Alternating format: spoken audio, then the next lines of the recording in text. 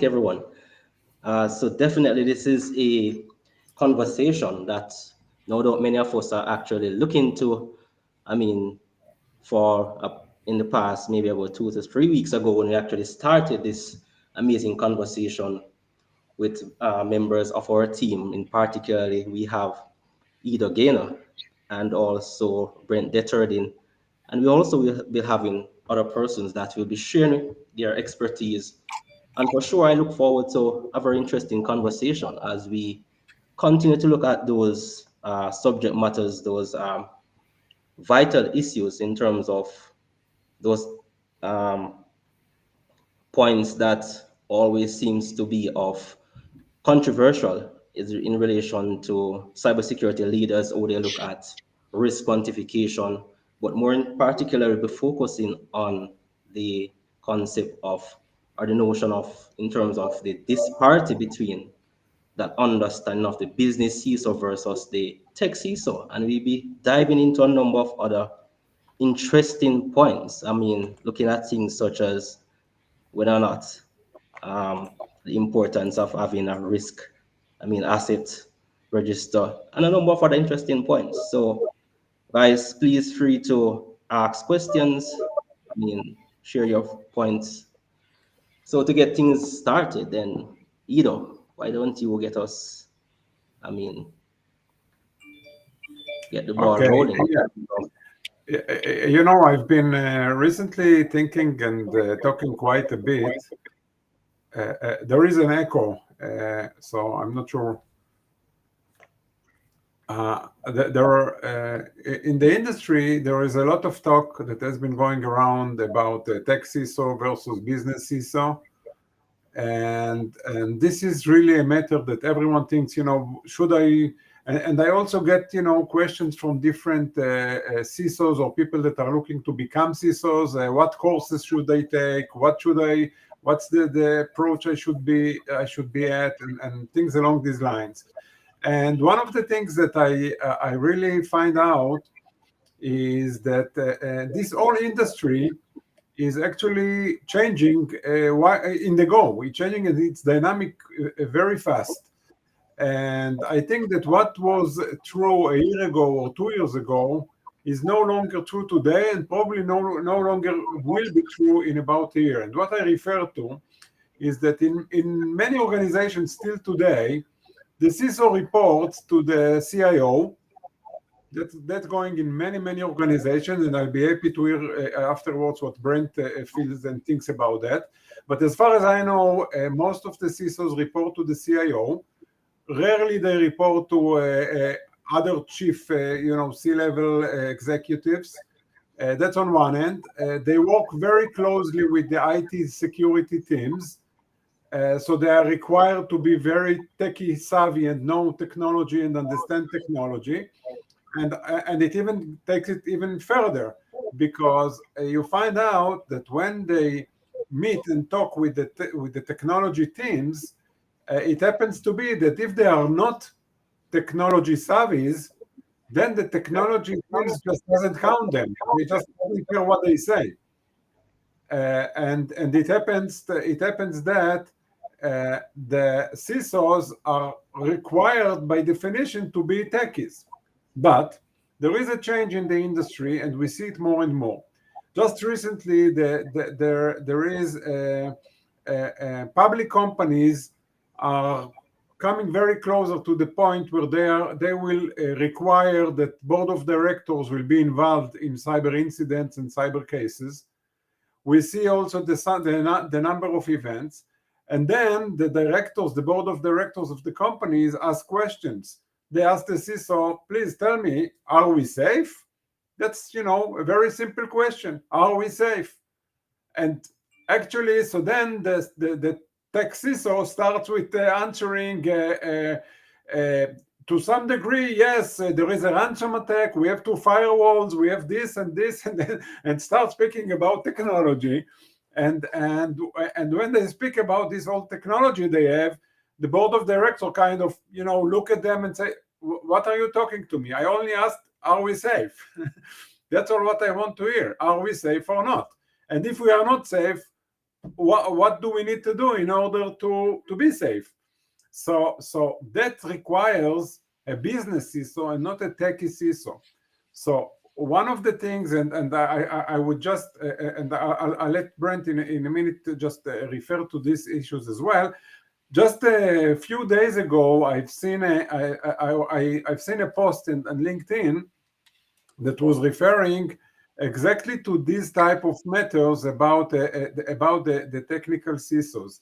And a person actually asked if a person which is he is actually have been doing all of his career, he's been doing and learning technology, security related technology things, and he would like to become a CISO, and then he requires and asks, what should I learn? And I actually said, I recommend you to learn ISO, to learn business administration, to learn processes, to learn ITIL, to learn things which relates to processes, to how organizations are working, how organizations and companies are being operated by the management of the company. So you can speak the language, the business language, because the technology language, in my opinion, is changing. CISOs that will bear only technology, they are not going to be able to continue in this market that is changing in a year. Brent. Yes, I absolutely agree. So 2/3 of CISOs report to the CIO, right? And for many of us, right, myself included, right? So I was a technical security practitioner for 20 years, right? I had lead in my title for 20 years. That was important to me, right? It was part of my identity, right? Part of my identity was I was a really good technical security practitioner. And now as a CISO, I don't tell other people I'm technical. I don't even tell myself I'm technical. And that is mentally uncomfortable because you have to take something that was part of your identity for a very long time and set it down. What got you here will not get you there. Assuming that you are in an organization that wants and expects a risk executive, a business executive that happens to be a risk person, that happens to be a cybersecurity person, right? Which is not every company, by the way, but it is an awful lot of them, right? And that's mentally hard. It is hard for people to get over that. And it's funny because I have a friend, or I ran into a guy, another CISO, who articulated this very well. He said, I'm a recovering engineer, right? And I get it, right? And because it is hard. It is hard to set that down. But in order to be successful, I think it is really required. And just because you're not technical anymore doesn't it like that's okay. That's design. So the first question when people say, "Oh, well, I think I want to be a CISO," I go, "Why?" Like, why? Because I like it, but it isn't for everyone, right? It is absolutely not for everyone. And I think you need to be very comfortable with understanding that. Like, I had a very good friend of mine say, well, how do you maintain your technical edge? And I was like, I don't at all. I don't have access to my team's tools. I don't claim to be technical. And they're like, but you were like the lead and I'm like, not anymore. That's not me, right? And so I think a big chunk of the whole CISO journey is going through the mental discomfort of saying, that's not me anymore, right? It used to be, that's fine. Now, let's say out loud that having technical acumen, being able to understand the conversation is fine. But I think a measure of success is whether you have access to your team's tools or not, right? I don't. And if the conversation turns to be super technical, I tune out. I instinctively, I tune out. I don't sit there and like, oh, this is the part I like. I tune out entirely. I'm like, no, that's not me. Now I'll set the tone, I'll cast the vision, I'll do all of that, but that's that. And it's also really humorous because I don't think you're allowed to go to a conference full of CISOs if you don't say we must speak the language of the business at least once a day. If you don't say that, they pull you out. I'm convinced, right? But you see CISOs who say that, and then they talk about their board reporting deck, and it's all about SLAs on patch levels. And you're like, wait a minute here. Like those are two different things. Like, I'd love to get your perspective. How I start, I report to my ELT once a month, and I have I have my critical 5 questions, right? And the critical 5 questions are, how confident are you that we are not compromised right now?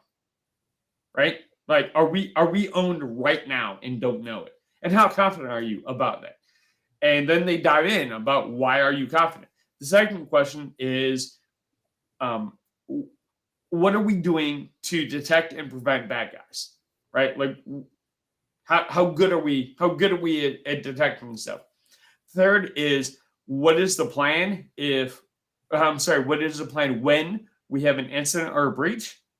The fourth is, how much will it cost when we have an incident or breach? And the fifth is there any appreciable risk for compliance, right? Now, all of those are feelings.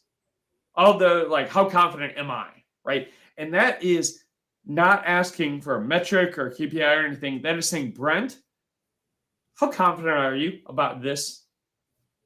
And because they hired me to dress me, they expect me to do all the details and all the operational metrics and all that stuff. But at the end of the day, what they want to know is, are we good? Like you said, are we safe? And I just break that into a little bit more granular questions, but that's it. Now, for me and my org, Brent's feeling works, right? Like, because what we're trying to do is I'm trying to convince my CEO, my CFO, I'm trying to give them an accurate picture of their confidence, which is an emotion, right? It's not, they're not going to be, their feeling of comfort is not going to be one with how good we are at patching or any operational metric, right? And they kind of throw a question on some of the numbers. I get that. So as we talked about on the last one, I like quantifying in financial terms. I like that. I think it's critical. But I also go with the, how confident are you we're not breached? Things like that. And that is something that I think makes us, people with a background in engineering, kind of uncomfortable, right? Because it's like, oh, well, you can't prove that. It's like, no, I can't. But executives make big decisions based on imperfect information all the time. And they make decisions based on gut feeling all the time.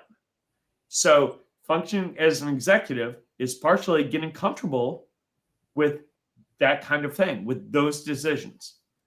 Umar, I'd love to hear what you have to say. Oh, you're mute.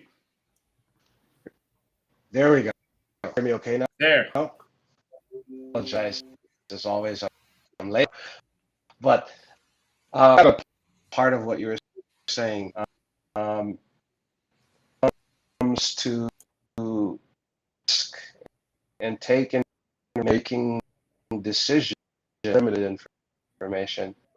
It's a certain, you're always operating in the unknown, right? You're able to have good, right? That do is based, right? And those facts you have to have certain information with the known, unknown, get into that. But if you know what, and you're comfortable with making that, I think as a professional, you have information where they can give feel good. Right? So it's okay. We manage to how. Right? So if we're saying, can we go into the business because risk? Brent has provided a level of risk that we are willing to accept. If we've mitigated it to a point acceptable level, then we. But beginning of what you're saying, say we are risk practitioners. We have to really Chris, ambiguity as I much think as you're, possible.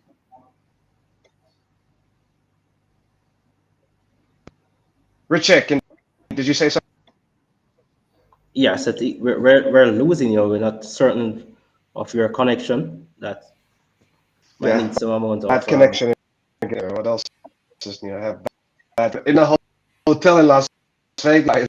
It's very stingy. Apologize. It's fine. So, what do you find? Obviously, we know that you are heavy on people and process and all that, but is it necessary as a business CISO or as a strategic CISO? Is it necessary to come both with some quantification, but also some emotion, right, and confidence in figuring this out based on how executives make decisions? Do you agree with that, or what do you think? Yeah, I think that I absolutely agree that at the end of the day, many decisions in companies are indeed made by gut feeling. But gut feeling is not enough. Gut feeling is actually, what's gut feeling? Gut feeling is based on facts. It's based on your knowledge of different things, and in some way, you yourself, every one of us, are actually being able. Our gut feeling is based on our experience, and that comes into play. So in regards to that, yes, but I think that it's not enough. It's not enough to come up with gut feeling. I think we also need to come up with some good proof of where we are coming, where our gut feeling is coming. It's not just out of the blue. It's coming out because 1, 2, 3. It's coming out because this and this. And yes, you did mention the processes. I think that CISOs, and by the way, if I can be a projector of what's going on in the industry, or I would take the risk, I would say in a year or 2 or 3 from today, CISOs that are not business oriented are not going to be there. I think that CISOs will shift. I think they are shifting to speak with board of directors. They are shifting to speak with the executives.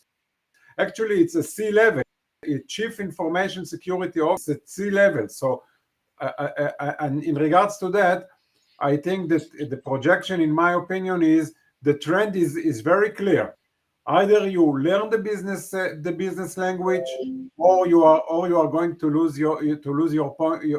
your position as a CISO. By the way, they also feel frustrated because in many cases they come and they say, "Hey, the board does not understand what we say." Of course, they don't understand because you speak Chinese, they speak Japanese. It's not. How can they understand you? So, and it is frustrating. I would also like to add one more point about this, is that not every technical CISO has the capabilities to become a business CISO. It requires different. It requires different characteristics of the people or the profile. It's not. You need to have different capabilities, which are not necessarily the same. So you can be a great technical CISO, but a lousy business CISO. And by the way, and vice versa, you can be a great business CISO and a lousy CISO. So again, it depends on the company, but the trend is very clear. And again, I think that what drives and we see it also here. We've seen it just this week. We had a meeting with the board of directors of a public company. They are required by the stock exchange they are required to be part of the decision. They need to understand. We need to speak to them in their language, and for that they want someone that is capable to speak with them on their own language, and we see that the market is changing as we go, and I think it's going to be even faster rather than later.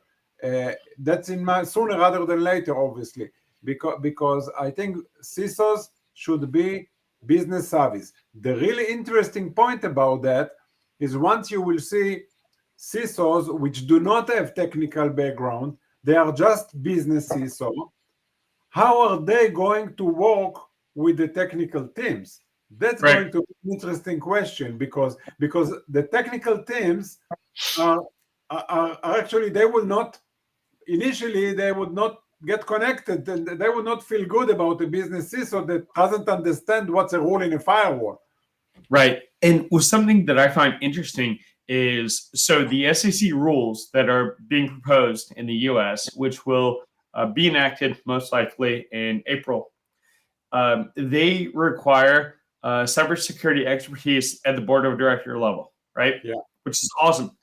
But it's the same section of the code of the SEC regulation that established financial experts 20 years ago.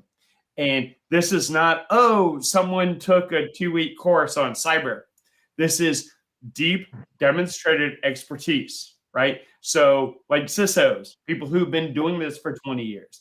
But this is kind of like the dog that finally catches the truck, right? We've been talking about seat at the table for forever, right?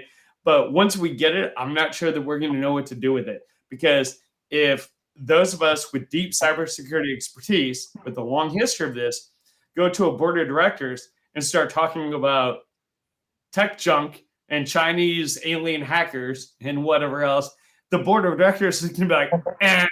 And we're going to get, like, they're going to have it, but those CISOs are going to get buried in some committee where they have one update and it's just like, yeah, okay, we have that, right? But with some of the case law, with like Caremark, there is, you can't just have the trappings of a program. So I think that we will have growing pains as an industry at both board level and at the C-suite with, while we get people who transition from this technical CISO into a business CISO, and it's going to be a little bit rough in some cases because it's a different skill set. It's a different skill set. It's a different attitude. But you are exactly right. Like, if you're only a business CISO, then like, how effective are you going to be at handling an incident? And this comes into some of the soft skills as well. Like, for example, I'm not technical, right? But I once was. And when I go into an incident response and I have 20 incident responders, super technical people there, right? I'm the incident commander, but they have to respect me as like, okay, he understands what we're talking about, right? So that intangible soft skill at being comfortable at talking to a board of directors or a CEO, but also being comfortable in a room with incident responders, that's key. And it doesn't mean that I have to dive in and do it. It doesn't even mean that I follow every possible thing. Again, I tune out at some point, right? But it has to be that I understand I know the background. I know what these people are doing. That's not what I do, but I have to understand both. But if I had to put a percentage on it, I'd say the success as a CISO in the next 5 years is way heavier on the business side and the soft skill side than on the technical side. Umar, are you back for this? I hope. I hope too. I hope. I can hear every word that you say now. That's awesome. I can hear you well, and I hope you can hear me well. But I think you're right, Brett. Having an understanding of what's happening and being able to communicate that and being aware of your audience, right? It's someone who's, this person is Greek American, right? You understand Greek, you eat Greek food, but then you could also go to work and have a cup of coffee and donuts with your colleagues, and Yeah. being able to navigate between those two worlds. Now, the analogy falls apart at some point, but I think it's having that right balance uh, in the self-awareness, right? So if you're talking to an incident responder, you're talking to a programmer, you're probably going to be talking about IP address protocols and ports. When you get to the when you get to your CEO level, you're talking about the impact to the bottom line. When you're talking to the board, you're now talking about the level of risk and how that will impact future projections, right? So you have to be able to navigate between those spheres easily and effectively communicate. But yeah, I agree. I think the successful CISO, depending on the vertical, must have strong business acumen.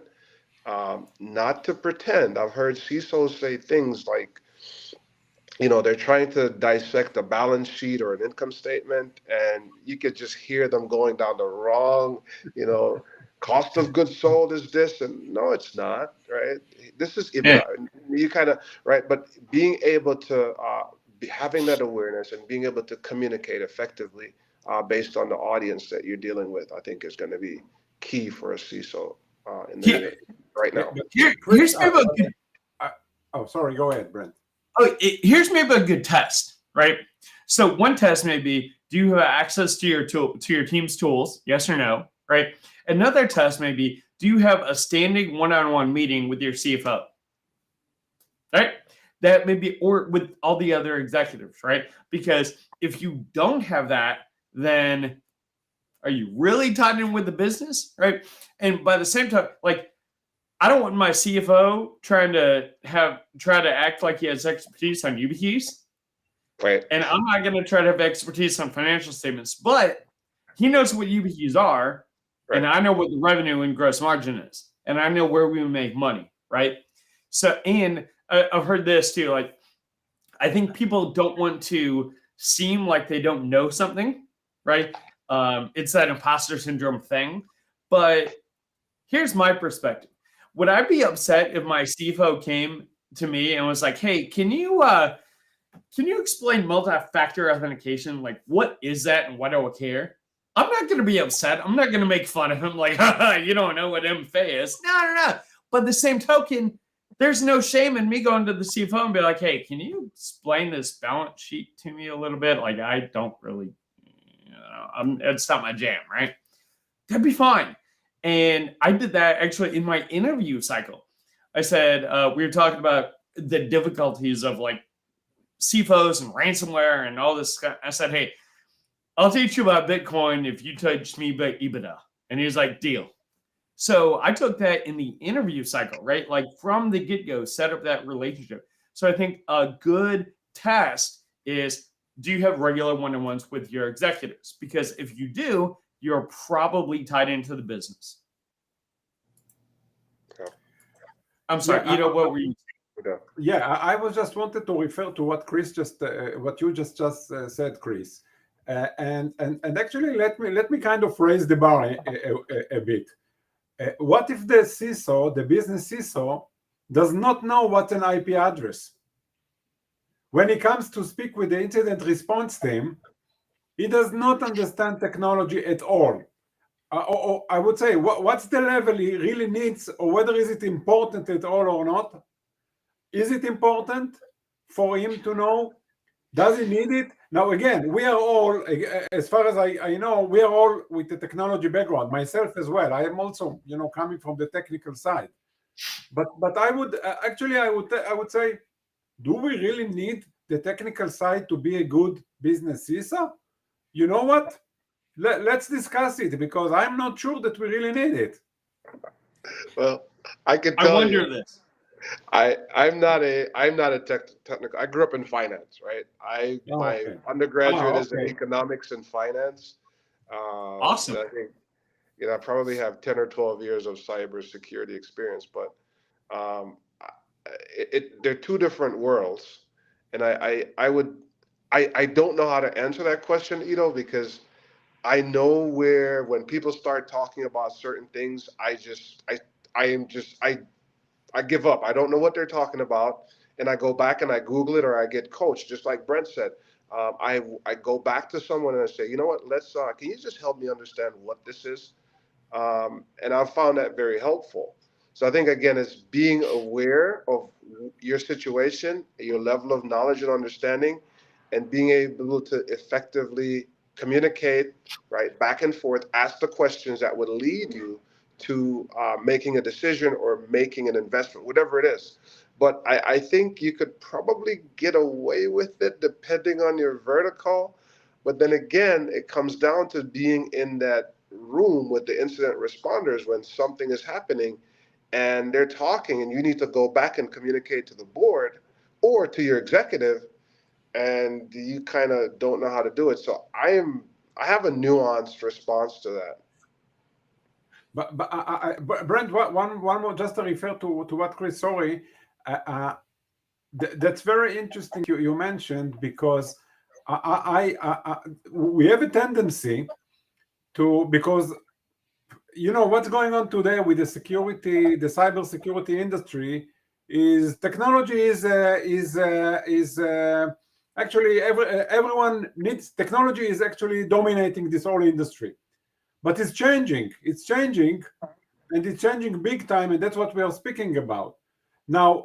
Today, I very much, I had a CISO here in my team as well, which was kind of an accountant, and he struggled day after day to learn more on technology, to make some courses on technology, to understand better technology, and to understand what the techies are speaking. But again, in my vision or my belief that where this industry, I think you need to know to ask the technology teams the good questions, but not necessarily the technical question. You need to ask them, and to ask them tell you what does it mean, but not in a technology perspective, on a business perspective. I think that process wise, because again, I've been speaking in many occasions about the importance of processes. Processes are much more critical than technology, and the technology. So if they will tell me about the incident, a specific incident, an IP address, and so forth, I will ask, hey, please tell me what's the process when an incident comes in. What's the process that you follow? What the checkboxes that you check? And what's the next steps that you need to do, and what's your definition of escalation? And that's what I would like to know.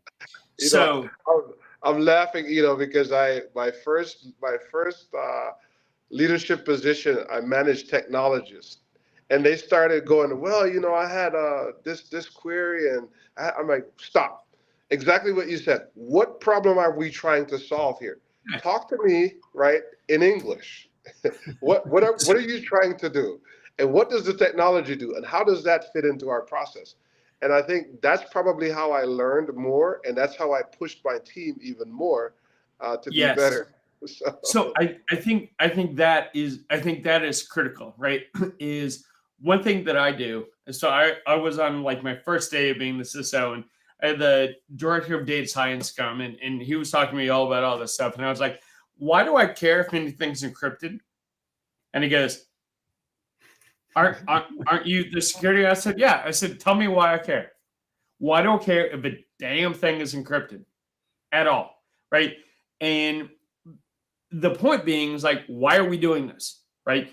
Is this making the boat go faster? How is this enabling the business, right? Is this enabling the business via compliance, cost avoidance, increased efficiency, enabling sales, whatever? So I push all of my technologists, my team or IT or whomever I come across, is like, why is that? So, whereas I think frequently we get right now CISOs who, let's call it like 80% technical, 20% business, right? And I think most of them would say, well, you got to be like 50-50.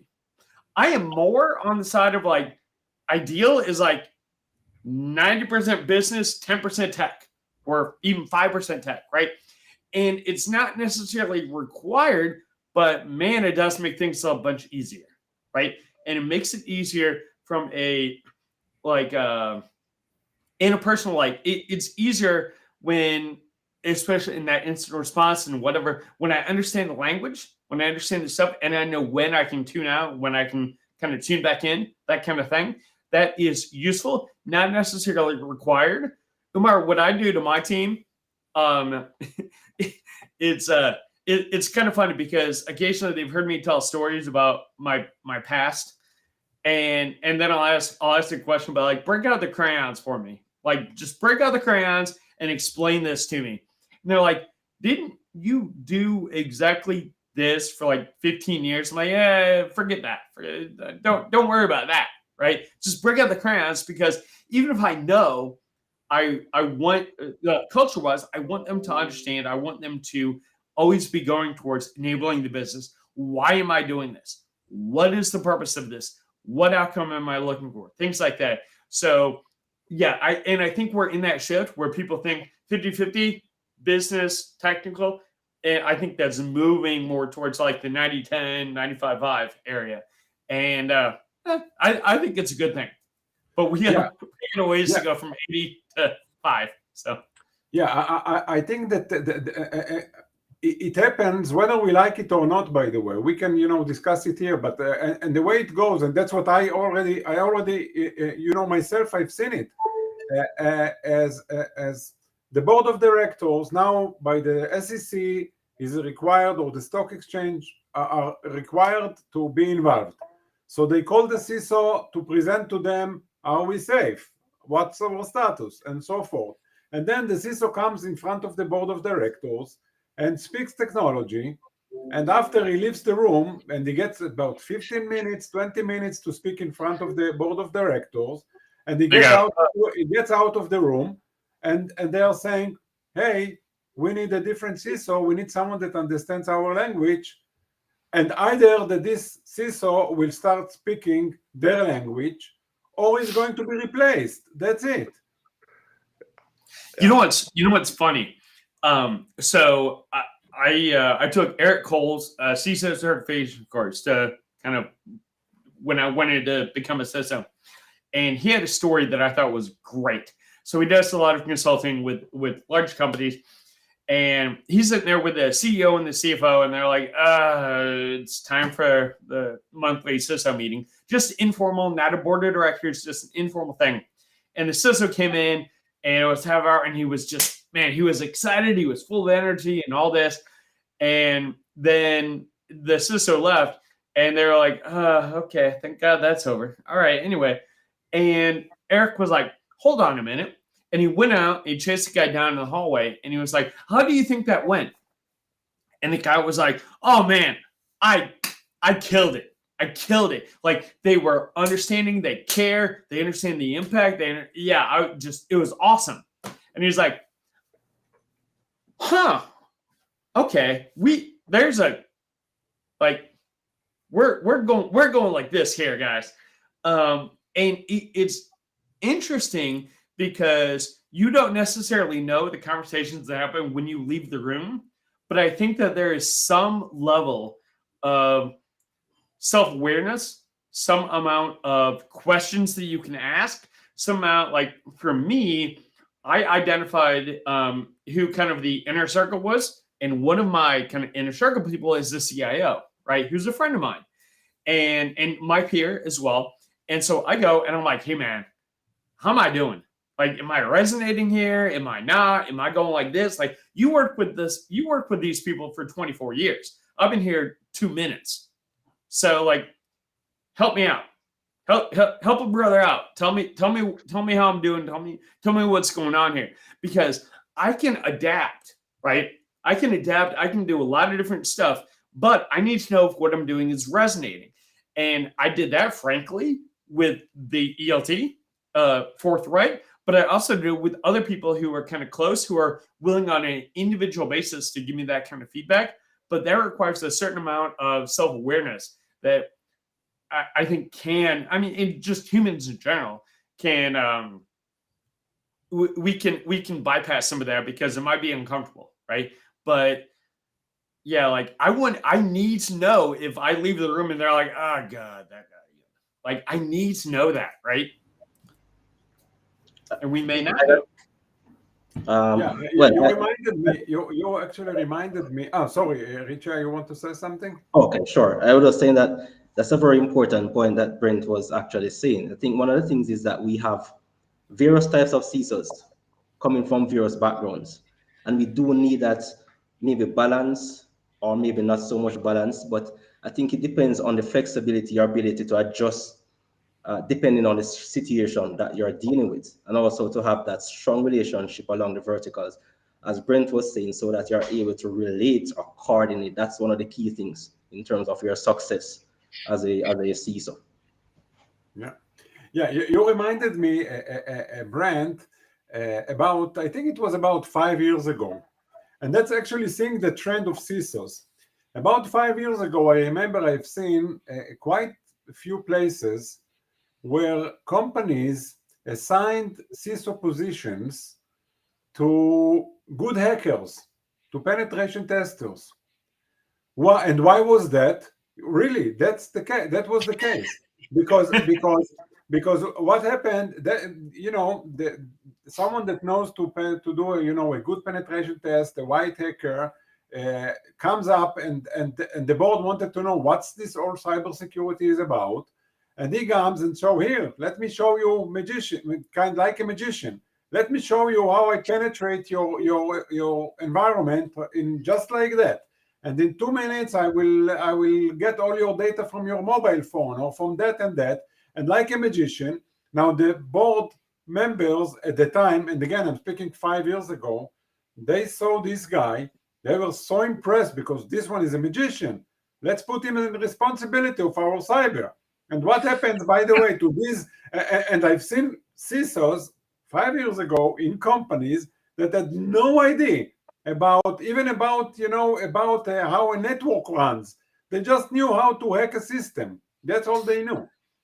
and they were assigned as CISOs.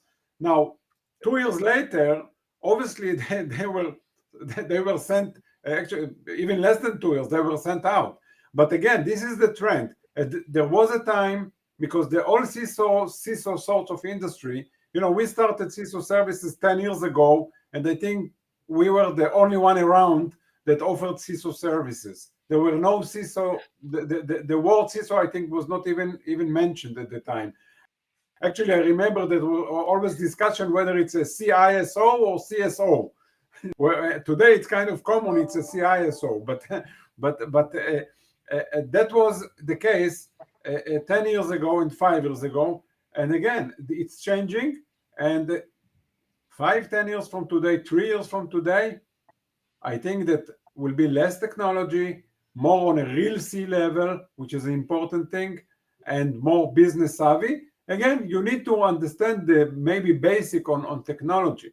Now, that brings me, by the way, an idea to open a course for tech CISOs. Open them a course that with some a few months course to demonstrate to them how to move from a technical CISO to become a business CISO. Yeah. And I think it's even becoming a transformational CISO, right? We've always talked about the CISO being a cost center, the CISO organization being a cost center. And I think we will remain a cost center, but it's going to be a value added cost center. And I think understanding the strategy, the security strategy that fits under the business strategy is critical, right? So I think technology will change. I have probably 10 calls a week just with vendors understanding technology. And the first thing I always do is, okay, I have the CIA triad, right? How does this piece of technology, what problem is it solving? And if I don't have it, what risk am I exposing myself to? And if you, as a CISO, you understand those principles, the fundamental principles of cybersecurity, I think, yes, the arguments can be made that having a strong business acumen, being able to have a conversation with the CEO, what is her concern, the CFO, HR, legal, you have to, because you're protecting all of those risks, you're protecting all of those systems or those processes or those functions that those executives who are your peers, hopefully, rely on to have a very strong bottom line, right? So I'm not going to put a number on it, but I think having a sound understanding of what the business is, understanding the business strategy, what is your go-to-market strategy, it's going to be critical. Market trends, having that, right, getting out of the bits and the bytes and the protocols and the ports and those things. At the CISO level, you should not have admin access, right, unless you're work for a very small organization. 100%. So, yeah. I absolutely agree.